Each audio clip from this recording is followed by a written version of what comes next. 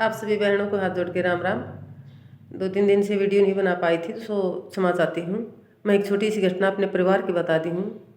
मेरी देवरानी है और देवर फौज में थे, वो अब तो रिटायरमेंट हो चुके हैं, और देवरानी सरकारी अध्यापिका हैं और अपनी ड्यूटी के प्रति भी बहुत वफादार हैं। बखूबी अपनी ड्यूटी निभाते हैं, बच्चों को बहुत गाइडलाइन करते हैं, बहुत अच्छा पढ़ाती हैं।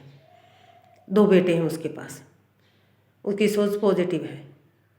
कुछ दिन पहले बेटे की शादी की थी तो उसने दहेज में कुछ नहीं लिया था, क्योंकि उसकी एक ही सोच है कि माँ बाप पाल पोस के पढ़ा लिखा के जब हमें बेटी दे देते हैं तो दहेज की क्या कमी रह जाती है। तो तकरीबन शादी के बाद महिलाएं मुंह दिखाई करने के लिए तो आती हैं, तो महिलाएं पूछती कि कैसी शादी की, दहेज में क्या कुछ लेना देना हुआ, क्या कुछ रहा। और एक औरत ने तो हद ही कर दी, बोली दहेज क्या, कैश ले लिया होगा ना, क्योंकि देवरानी ने कहा कि मैंने तो दहेज नहीं लिया, एक चम्मच भी नहीं लेके आए हम इसमें। तो बोले आजकल तकरीबन कैश ले लेते हैं, क्योंकि सामान तो घर में होता है ना, इसलिए सामान नहीं लिया होगा। तो देवरानी को बहुत अचंभा हुआ। बता रही थी कि इतनी सोच हमारी गिर चुकी है कि यकीन भी नहीं होता कि दहेज नहीं लिया तो कैश ले लिया। ताज्जुब की बात है।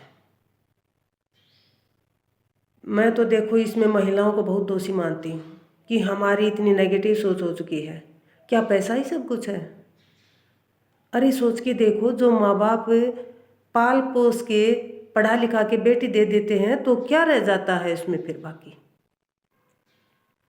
महिला दोषी है, 100% महिला दोषी है इसमें। पीछे भी आपने देखा होगा, सीआरपीएफ के जवान की ये घटना आपने भी सुनी होगी।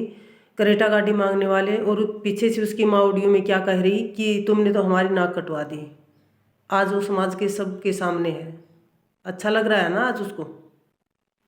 तो ये सोच है ना हमारी, ये बहुत गिर चुकी है। और महिला ही ऐसी होती है जो पुरुषों को उकसाती है कुछ कुछ कह के। पुरुष इतना लालच नहीं करते, जहाँ तक मेरे विचार हैं। तो मैं महिलाओं से हाथ जोड़ के प्रार्थना करती हूँ कि क्यों आप इतनी नीचता दिखाती हैं। आपके पास सब कुछ है। अरे उन लोगों को देखो ना जिनको एक नसीब का खाना पेट भर नहीं होता है, वो खाली पेट सोते हैं। कई बार ऐसा होता है, प्लेटफॉर्मों पर पड़े रहते हैं। बच्चों के साथ में औरतें भी वहाँ पर रहती हैं, और हमारे पास सब कुछ होते हुए हमारी इतनी घटिया सोच। उस मालिक का शुक्रिया अदा करो जिसने आपको सब कुछ दिया है।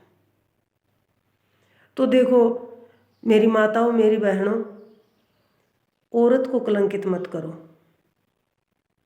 मैं तो आपसे हाथ जोड़ के प्रार्थना करती हूँ कि आप घर को स्वर्ग बना सकती हैं, आप बहुत कुछ कर सकती हैं।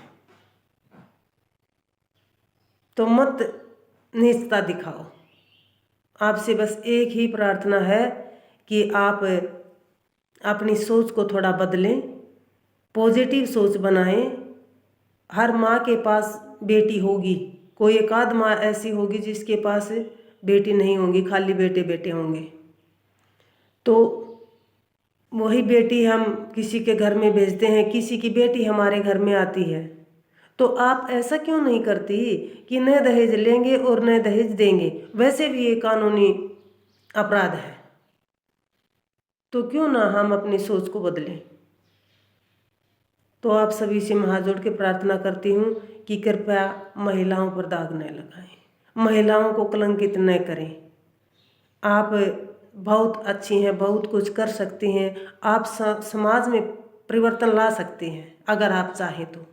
एक मिसाल पेश की है मेरी देवरानी ने कि इसका प्रभाव समाज के ऊपर पड़े, एक अच्छा मैसेज समाज के पास जाए।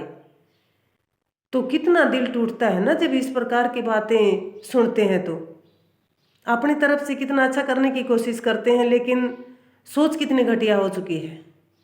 तो आप सभी से बस मैं यही कहना चाहती हूँ कि आप कुछ अच्छा करके दिखाएं, ताकि आने वाले समय में भी आपको याद किया जाए। आप सभी का तहे दिल से धन्यवाद।